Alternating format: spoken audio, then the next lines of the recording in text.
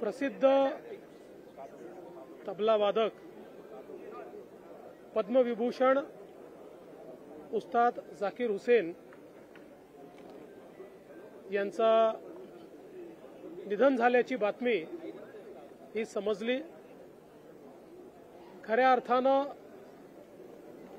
तबल्यापासून ताल वेगळा झाल्यानंतर जी पोकळी निर्माण होईल तशाच प्रकारची पोकळी ही त्यांच्या जाण्याने निर्माण झाली आहे। तबला वादनाला आंतरराष्ट्रीय स्वरूप हे जाकीर हुसेन साहेबांनी दिलं आणि जवळपास 3 पिढ्यांना त्यांच्या मैफिलीने मंत्रमुग्ध केलं। त्यांचा तो बाज, त्यांचा तो आविर्भाव आणि त्यांच्या बोटातली जादू हे बघणं म्हणजे एक पर्वणी होती आणि लाखो लाखो तरुणांना त्यांनी तबला वादनाकडे आकृष्ट केलं आणि प्रत्येक तबला वादकाचा एकच ध्येय असायचं की मला उस्ताद जाकीर हुसेन यांच्यासारखा तबला वाजवायचा आहे। खरं तर मी असं म्हणेन की ही अशी क्षती आहे की जी कधी भरून निघू शकत नाही। त्यांच्याकडनं प्रेरणा घेतलेले त्यांच्या कुटुंबातील मंडळी असतील किंवा इतरही अनेक शिष्य असतील, यांच्या माध्यमातनं त्यांचं तबला वादनाची पद्धती ही चिरकाल जिवंत राहील। पण आता मैफिलीमध्ये ते दिसणार नाहीत ही खंत मात्र प्रत्येक भारतीयाच्या मनात असेल। मी त्यांना मनापासून श्रद्धांजली अर्पण करतो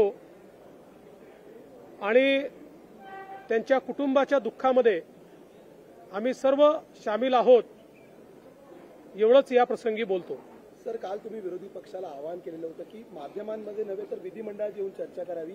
आज अंबादास दानवेने तुम्हाला खुलं आवाहन केलंय की विधिमंडळात जर चर्चा करायची तयारी असेल तर फक्त तुम्ही खोटं बोलू नका। मला असं वाटतं की या ठिकाणी अंबादास दानवे असतील किंवा विरोधी पक्षाच्या इतरही सदस्यांना माझं अतिशय प्रांजळपणे आव्हान आहे की त्यांनी पाहिजे ती चर्चा करावी। जे महत्वाचे विषय आहेत त्या विषयांवर त्यांना हवी ती चर्चा करावी। सरकार उत्तर द्यायला सक्षम आहे। सरकार कुठलीही बाजू लपवून ठेवणार नाही। सरकार कुठेही मागे पुढे पाहणार नाही। मात्र विरोधकांनी केवळ राजकारण करायचं ठरवलं तर मग राजकीयच उत्तर मिळेल।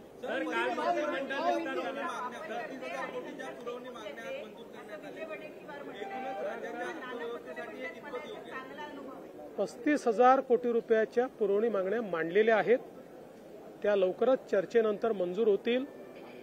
आपण जर बघितलं तर आपला अर्थसंकल्प 6 लाख कोटीपेक्षा मोठा आहे।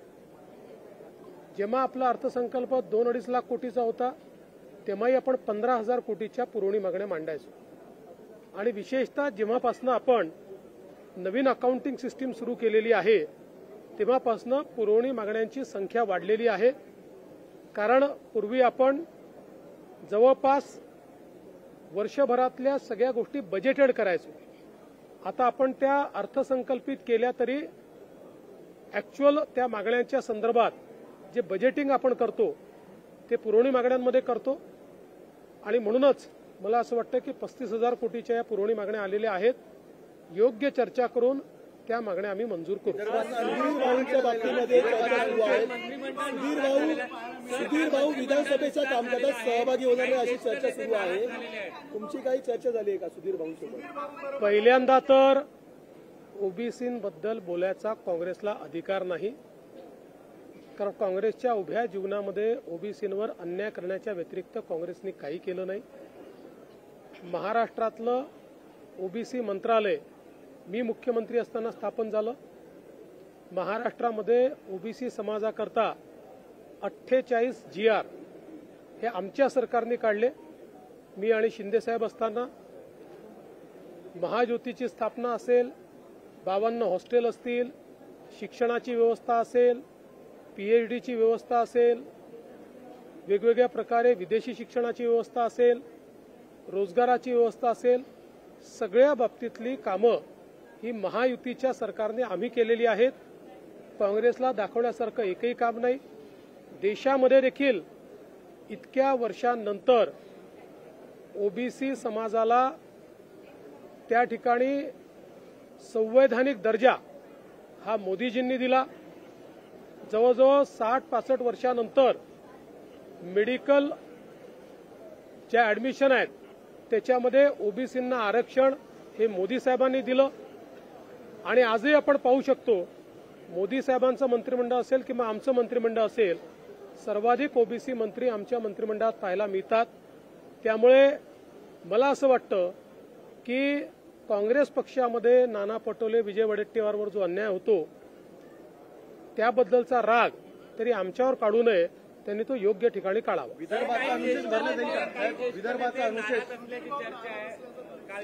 माझी सुधीर भाऊंशी नीट चर्चा झालेली आहे.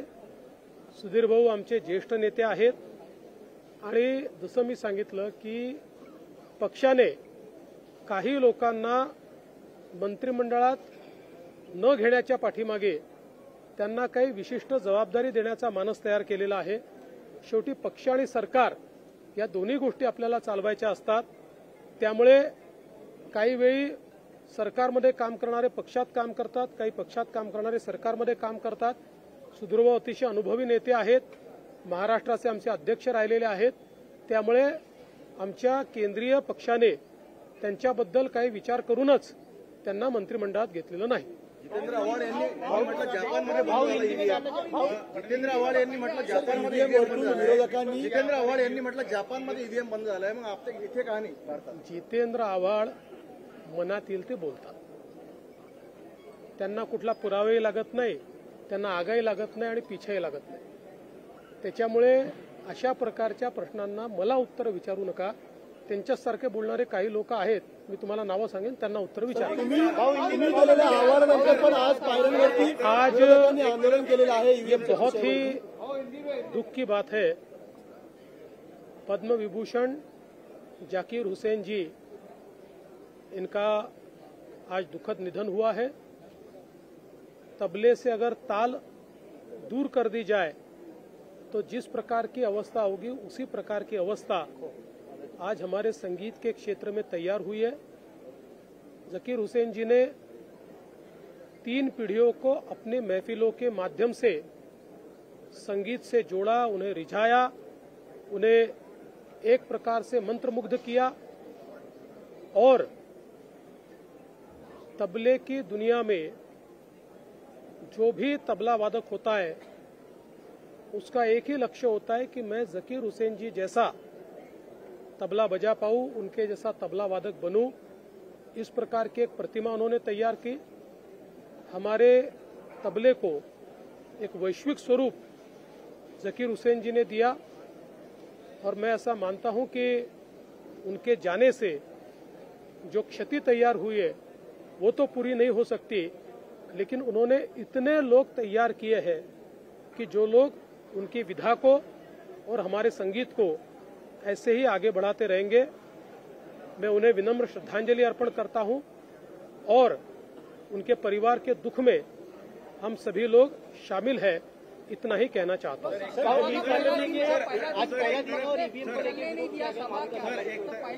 देखिए, जब भी कांग्रेस पार्टी हारती है तो आत्मचिंतन करने की जगह किसी और चीज पर ठिकरा फोड़ती है. जब तक वो आत्मचिंतन नहीं करेंगे तब तक वो ऐसे ही हारते रहेंगे. ठीक नहीं है. वो इंडिया अलायंस के नेता है, सीएम है जम्मू कश्मीर के, और उनके नेता यहाँ पर ईवीएम पर आंदोलन कर रहे हैं. देखिए, चूंकि सब लोगों ने चुनाव करीब से देखा है, अगर ईवीएम का कोई मसला होता तो उमर अब्दुल्ला मुख्यमंत्री नहीं होते, लेकिन वो मुख्यमंत्री बने। वो जानते हैं कि ईवीएम का कोई मसला है ही नहीं। कर्नाटक में सरकार आती है तो ईवीएम का मसला नहीं है, झारखंड में सरकार आती है तो ईवीएम का मसला नहीं है, महाराष्ट्र में सरकार आती है तो ईवीएम का मसला तैयार होता है। मुझे लगता है ये निरी मूर्खता है, इससे ज्यादा कुछ नहीं। सर,